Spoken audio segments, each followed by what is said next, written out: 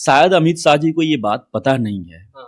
कि देश का बहुजन बहुजन के लिए अंबेडकर जी ही भगवान है। तो हमारा उपनिषद कहता है अयम निजः परो वेति गणना लघु सचेता उच्च चरितानाम तू वसुधैव कुटुंबकम। भारत के प्रधानमंत्री, उत्तर प्रदेश के मुख्यमंत्री और भारत के गृह मंत्री द्वारा लगातार कुचलने का प्रयास किया जाता है। बाबा साहब भीमराव अंबेडकर का अमित शाह जी ने घोर अपमान किया है, लेकिन अभी तक प्रधानमंत्री जी की हिम्मत नहीं हुई कि इस्तीफा ले लें उनसे। कांग्रेस के दो बड़े नेता राहुल गांधी और प्रियंका गांधी, इन दोनों में आपको बेहतर कौन लगता है, राहुल गांधी या प्रियंका गांधी? नमस्कार, मैं हूं कमलेश और आप देख रहे हैं आधुनिक भारत। साथियों, इस वक्त पूरे देश में संविधान को लेकर के, अंबेडकर को लेकर के माहौल गर्म है। आप जानते हैं कि जब से 2024 लोकसभा चुनाव में भाजपा को बहुमत नहीं मिली है, तब से कहीं ना कहीं बौखलाई हुई है और विपक्ष काफी मजबूती के साथ सत्ता पक्ष का सामना कर रहा है। और ऐसे में संसद भवन में देखा गया जिस प्रकार से अमित शाह ने संविधान की चर्चा में विपक्ष के लोगों पे जिस प्रकार से प्रहार किया, अंबेडकर जी को जिस प्रकार से उन्होंने कहा कि अंबेडकर अंबेडकर अंबेडकर जितना रट लगा रहे हैं ये लोग, अगर इतना रट लगाते भगवान के लिए तो 7 जन्म के लिए ये लोग स्वर्ग में चले जाते हैं, लेकिन ये लोग सिर्फ अंबेडकर अंबेडकर कर रहे हैं। इसी बात पे चर्चा करने के लिए हमारे साथ हैं भाई सत्येंद्र यादव जी, कांग्रेस पार्टी के एक अच्छे लीडर हैं, काफी अच्छे प्रवक्ता हैं, और इनसे जानेंगे कि ये जो संविधान को लेकर के इस प्रकार की बातें चल रही हैं, जो धरना प्रदर्शन हो रहा है पूरे प्रदेश में, पूरे देश में, कहीं ना कहीं लखनऊ में कल प्रदर्शन था कांग्रेस पार्टी का, ये भी गए थे लखनऊ में, हमने देखा सोशल मीडिया के माध्यम से देखा गया कि वहां पे एक प्रभात पांडे नाम के एक युवा लड़के का, एक युवा नेता का कहीं ना कहीं मृत्यु भी हो गई। उसका कारण क्या रहा, ये नजदीक से देखे थे वहां पे, इसके बारे में भी जानेंगे। राहुल गांधी को बताया जा रहा है कि राहुल गांधी ने धक्का मार करके कुछ बीजेपी सांसदों को गिरा दिए और जिसकी वजह से वो लोग घायल हो गए और आईसीयू में भर्ती है। इन सारी बातों पर चर्चा होगी।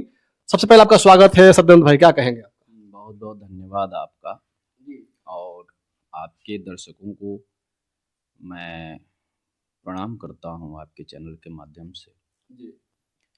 जैसा कि आपने सवाल जो किया है, आज देश और प्रदेश में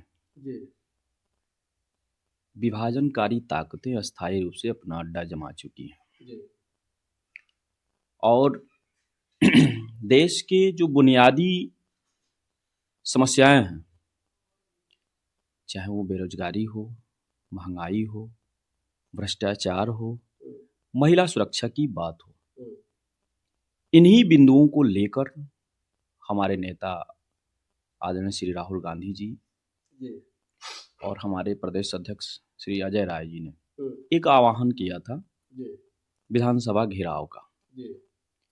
हम अपनी मांगे गांधीवादी तरीके से कर रहे थे, लेकिन जिसका जो स्वभाव होता है, अपने स्वभाव के अनुरूप ही वो कार्य करता है। प्रदेश के मुखिया योगी जी का स्वभाव ही ऐसा है जो जग जाहिर है। उन्होंने ऐसी बैरिकेटिंग लगाई थी, नुकीली बैरिकेटिंग। उत्तर प्रदेश के इतिहास में ऐसा पहली बार हुआ कि धरना प्रदर्शन करने वाले लोगों के को रोकने के लिए नुकीली बैरिकेटिंग का इस्तेमाल किया जाए। अच्छा, कील का। अच्छा, जो बैरिकेड्स लगाए गए थे उसके ऊपर कील जो है, नुकीली कीलें थी, इस पे कोई चढ़ नहीं पाएगा, कोई चढ़ नहीं पाएगा। और फोर्स तो ऐसे लगाई गई थी जैसे आतंकवादी हों हम लोग, इस तरह का ट्रीट और इस तरह का बिहेव किया गया। फोर्स का जो प्रेशर था इतना कठिन और कड़ा था कि कई मर्तबा तो मुझे भी लगा कि मेरी भी जान चली जाएगी। बहरहाल हम लोग डटे रहे, हमारे एक कांग्रेसी योद्धा की जान चली गई, मैं उसको नमन करता हूं और आपके माध्यम से शोक संवेदना भी प्रकट करता हूं। राहुल गांधी जी का एक ही कहना है, इस देश में सबकी चिंता होनी चाहिए। संविधान भी यही कहता है। जब अनुच्छेद 16 को हम पढ़ेंगे तो 16 में ये वर्णित है कि समता, अवसर की समता होनी चाहिए। यही हमारी बात राहुल गांधी जी भी कह रहे हैं लेकिन भाजपा क्या कर रही है? भाजपा और प्रधानमंत्री मोदी जी की सोच उनके मित्र अंबानी और अडानी के लिए है। पूरे देश की संपत्ति अपने दोनों मित्रों को सौंपना चाहते हैं। बस लड़ाई इतनी सी है।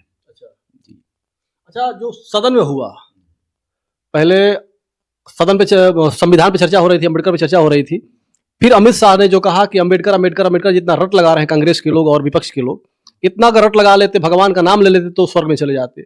आपको क्या लगता है कि सच में भगवान का नाम लेने से आदमी स्वर्ग में चला जाएगा, या संविधान और अम्बेडकर का नाम रटना जरूरी है? देखिए, शायद अमित शाह जी को ये बात पता नहीं है कि देश का बहुजन के लिए अंबेडकर जी ही भगवान है। आप आज भी पता करेंगे तो अंबेडकर लगन के माध्यम से ही हमारे जो भाई बंधु हैं, कुछ बंधुओं की शादी और विवाह उसी लगन से होती है। उसको अंबेडकर लगन का नाम दिया जाता है। अमित शाह जी का जो चरित्र है और भारतीय जनता पार्टी का जो चरित्र है, वो उनके मुंह पे आ ही गया। सदियों से ऐसा होता आया है कि भारत में एक वर्ग को हेय दृष्टि से देखा गया है। उनको अवसर न मिले ऐसा प्रयोजन किया गया है। हमें तो आश्चर्य होता है कि बाबा साहब भीमराव अंबेडकर अगर नहीं होते तो आज बहुजनों की स्थिति क्या होती। शायद आज भी वो दर दर की ठोकरें खा रहे होते, आज भी वो किसी की सेवा के लिए बने होते। अंबेडकर जी ने तमाम पीड़ाओं को सहने के बाद जब पढ़ते थे, डॉक्टर अंबेडकर जब पढ़ाई करते थे तो स्कूली शिक्षा के दौरान उनके लिए एक अलग व्यक्ति नियुक्त होता था पानी पिलाने के लिए। यदि किसी दिन वो व्यक्ति न आए तो डॉक्टर साहब को पूरे दिन प्यासा रहना पड़ता था। इतनी पीड़ा सहने के बाद भी अंबेडकर ने शिकायत नहीं किया किसी से। उन्होंने इस देश के बहुजनों को, चाहे वो पिछड़े दलित समाज के लोग हों, अनुसूचित जनजाति के लोग हों, सबकी चिंता व्यक्त की। उनके सम्मान की सुरक्षा सुनिश्चित की संविधान के माध्यम से। और ये जो लोग हैं आज, जो जिनके चरित्र में डॉक्टर अंबेडकर के प्रति कितनी घृणा भरी हुई है, इनका संविधान से कभी वास्ता रहा ही नहीं। ये देश के बहुजनों के विषय में कभी सोचे ही नहीं। ये तो केवल वोट के लिए इन लोगों का इस्तेमाल करते हैं, चुनाव दर चुनाव। फिर जब उनका अपना कार्य सिद्ध हो जाता है तो अपनी वाली करते हैं। वो तो ठीक है, लेकिन उसके बाद जब जिस प्रकार प्रदर्शन किया जा रहा था संसद के बाहर और अंदर घुसने के प्रयास किया जा रहा था कांग्रेस पार्टी के कुछ नेताओं के द्वारा, सांसदों के द्वारा, और उसमें देखा गया, बताया जा रहा है कि राहुल गांधी ने धक्का मार करके बीजेपी के 2 नेताओं को वहां पे गिरा दिए, जिसकी वजह से वो घायल हो गए। आज आईसीयू में भर्ती हैं। उनका हाल जानने के लिए बड़े बड़े भाजपा के नेता वहां पहुंच रहे हैं। बड़ा ही हास्यास्पद लगता है ये सब बातें। आप वीडियो क्लिपिंग देखेंगे तो जो व्यक्ति आईसीयू में एडमिट है, उसने पहले लफ्ज में, किसी रिपोर्टर ने जब पूछा तो उसने पहले ये कहा कि राहुल गांधी के सांसदों ने। फिर जब बीजेपी के राष्ट्रीय नेताओं ने अल्टीमेटम दिया होगा या समझाया होगा या संदेश दिया होगा, तब कहने लगे कि राहुल गांधी जी ने मुझे धक्का दिया। एक बात। दूसरी बात, हमारे नेता का जो चरित्र है, वो व्यक्ति जितना दिखते हैं उतना ही अंदर से हैं। बनावटीपन नहीं है राहुल गांधी जी में, वो मुखौटाधारी नहीं है। और हमारी जो पॉलिसी है या हमारे नेता की जो सोच है, वो बहुजनों के हित से संबंधित है, बहुजनों के उत्थान की लड़ाई है, जिस पे भारतीय जनता पार्टी को ऐतराज। लड़ाई यही है। अच्छा, इस मामले के बाद अमित शाह कहीं ना कहीं प्रेस कॉन्फ्रेंस करते हैं और कह रहे थे कि यही बात पहले जवाहरलाल नेहरू भी कहा करते थे। इसी प्रकार से बोले थे कि अम्बेडकर सदन में रहे ना रहे कोई फर्क नहीं पड़ता, सदन चल जाएगा फिर भी कोई मतलब नहीं बनता है। अमित शाह जी कब क्या कहेंगे इसकी कोई गारंटी नहीं है। अब कितना हास्यास्पद एक और बात लगती है, थोड़े ही दिन पहले ये परिवारवाद का बड़ा नारा लगाते थे। कैसे अमित शाह ने अपने बेटे को सेक्रेटरी बनाया बीसीसीआई का, और उसके बाद अध्यक्ष बनाया है इस समय। तो सवाल ये उठता है कि आप कह क्या रहे हैं और कर क्या रहे हैं, क्या यह परिवारवाद है कि नहीं है। दूसरी बात, नेहरू जी ने इस देश की नींव को खड़ी किया और नेहरू जी के ही दूरदर्शिता का परिणाम आज का भारत है। ये बात अमित शाह जी को और प्रधानमंत्री मोदी जी को कभी समझ में नहीं आएगी, क्योंकि उतनी दूरदर्शिता इनके पास नहीं है। किसी भी बात का कितना दूरगामी परिणाम हो सकता है, असर हो सकता है उसका, हम क्या बोलते हैं और उसका कितने लोगों पे असर पड़ता है, हमेशा इस बात का हमें ध्यान रखना चाहिए। इस बात की थोड़ी भी इल्म इन नेताओं को नहीं है कि भारत एक परिवार है और भारत की विविधता रूपी खूबसूरती को भारत के प्रधानमंत्री, उत्तर प्रदेश के मुख्यमंत्री और भारत के गृह मंत्री द्वारा लगातार कुचलने का प्रयास किया जाता है। इतनी बड़ी घटना हुई संसद में और बाबा साहब भीमराव अंबेडकर का अमित शाह जी ने घोर अपमान किया है, लेकिन अभी तक प्रधानमंत्री जी की हिम्मत नहीं हुई कि इस्तीफा ले लें उनसे। थोड़ी भी अगर लज्जा बची होती तो अब तक देश के गृह मंत्री इस्तीफा दे चुके होते। एक वाकया बताता हूं आपको, 2008 की घटना है। भारत में एक आतंकवादी घटना हुई थी, संसद भवन पे ही गोलियां वगैरह चल रही थी। उस समय देश के गृह मंत्री थे शिवराज पाटिल, और उनपे एक केवल आरोप लगा कपड़े बदलने का, कि दिन में वो 2 बार कपड़े बदल लिए, और इस बात से कांग्रेस पार्टी ने उनसे इस्तीफा ले लिया, केवल कपड़े बदलने मात्र से। ये हमारा चरित्र है और ये इनका चरित्र है, दोनों के चरित्र में कितना अंतर है आप देख सकते हैं, समझ सकते हैं। ठीक है, प्रदर्शन लगातार चल रहा है, अमित शाह से कहीं ना कहीं माफी मांगने की बात हो रही है, इस्तीफा लेने की बात हो रही है, लेकिन अमित शाह टिके हैं कि हम माफी मांगेंगे ना इस्तीफा देंगे। तो क्या आप लोग प्रदर्शन करके माफी मंगवा लेंगे उनसे? देखिए, माफी मांगते हैं नहीं मांगते हैं ये उनका विषय है, हमारा विषय है कि हम अपमान बर्दाश्त नहीं करेंगे, और ये प्रदर्शन तब तक चलता रहेगा जब तक हम उनको गद्दी से उतार न देंगे। अच्छा, हम लगातार प्रदर्शन करेंगे, और केवल एक विषय नहीं है, लगातार बहुजनों के साथ अन्याय अत्याचार हो रहा है, लगातार नौजवानों के साथ, युवाओं के साथ अत्याचार हो रहा है। मुझे ताजुब तो इस बात का है कि आज का जो समय है और जितनी त्रासदी है पूरे देश में, समाज का हर वर्ग परेशान है, चाहे वो किसान हो, चाहे वो नौजवान हो, चाहे वो अगड़ा हो, चाहे वो पिछड़ा हो, सबके सब लोग परेशान हैं और इस सरकार से पीड़ित हैं। अब ये चीजें सड़कें पर क्यों नहीं आ रही हैं? तो इसके पीछे कारण है कि आज का नौजवान अब तक जो है ये सोशल मीडिया के दौर में कहीं ना कहीं खोया हुआ था, लेकिन अब नौजवान जाग चुका है और नौजवान इस सरकार की ईंट से ईंट बजाएगा। कांग्रेस पार्टी अब कमर कस चुकी है, लगातार प्रदर्शन करेगी और जहां भी जैसी भी जरूरत होगी हम उनकी लड़ाई लड़ेंगे।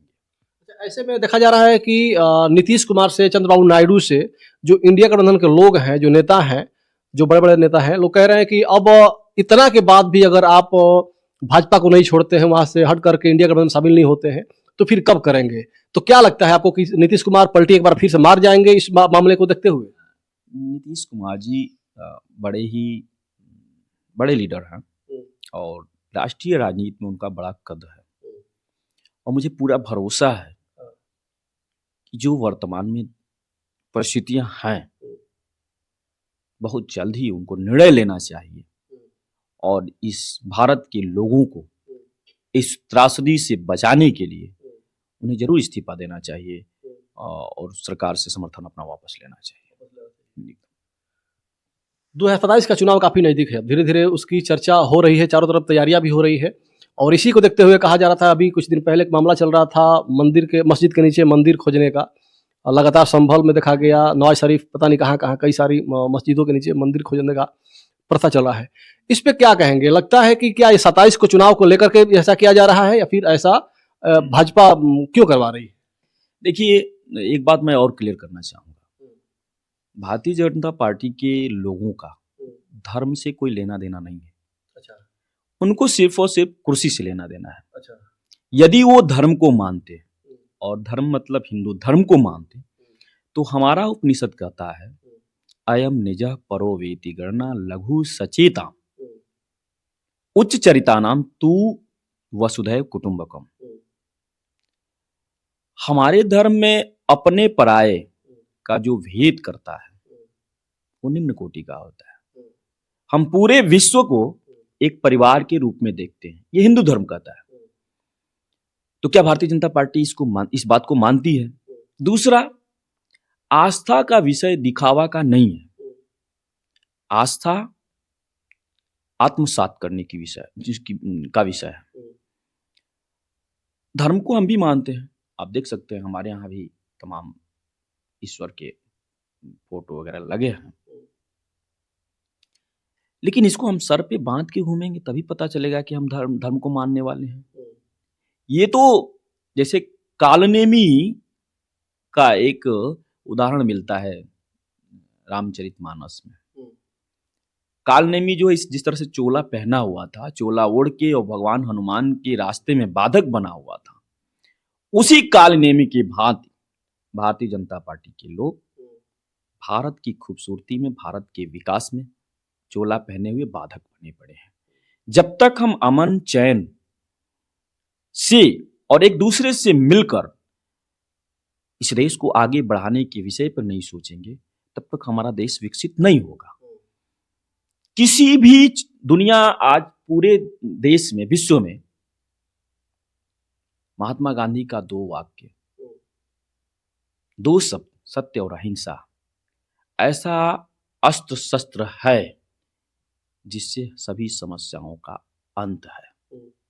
जिस दिन इस 2 वर्ड को, 2 शब्दों को हम आत्मसात कर लेंगे, भारत से नहीं पूरे विश्व से सारी समस्याएं समाप्त हो जाएंगी। ठीक है, ये तो रही देश प्रदेश की बात और पार्टी की बात। आते हैं आपके ऊपर। जिस प्रकार से आप कांग्रेस पार्टी के साथ में लगे हुए हैं, लगातार मेहनत कर रहे हैं, संघर्ष कर रहे हैं, कहीं ना कहीं धरना प्रदर्शन वगैरह तमाम चीजें कर रहे हैं, तो क्या लगता है कि जो 27 का चुनाव आ रहा है, इसमें आप टिकट लेकर के चुनाव लड़ना चाहते हैं या फिर आपका लक्ष्य क्या है, क्या करना चाहते हैं सत्येंद्र यादव? देखिए, मैं जब कोविड में गांव आया, पहले मैं बनारस रहता था,